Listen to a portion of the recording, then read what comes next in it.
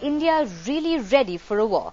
The Comptroller and Auditor General in his latest report paints a dismal picture. Half of India's submarine fleet is in disrepair, and a grossly inadequate 30-year-old radar network leaves the country extremely vulnerable to enemy bombardment. Vishal Thapar has more. Is India ready for war? The Comptroller and Auditor General has grave doubts. His latest audit report on the armed forces comes up with two stunning disclosures. One, that more than half of India's submarines are not battle-worthy. And two, that its radars are too old and too few to provide any credible defense against an air attack. The report reveals that at any time, only 48% of Indian Navy's aging submarines are available for waging war should India be attacked.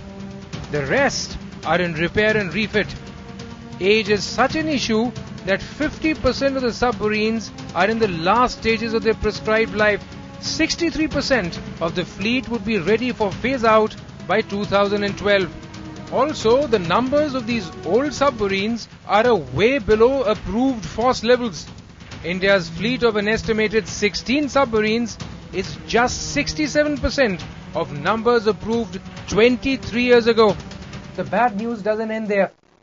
The CAG has now confirmed an earlier report by CNN-IBN that the Navy's main strike weapon, the submarine-launched club missile, is malfunctioning. Too old, too few. It's much the same story with radars at the heart of India's air defenses, which are based on an outdated 37-year-old plan. Shortage of key radars was to the tune of 76%, making India particularly vulnerable to air attacks. The CAG report is a warning that the lack of nimbleness in India's defense planning and procurements can be exploited by an enemy. It is also an indictment of the lack of hygiene and common sense in India's defense acquisition process. In New Delhi, Vishal Thapar.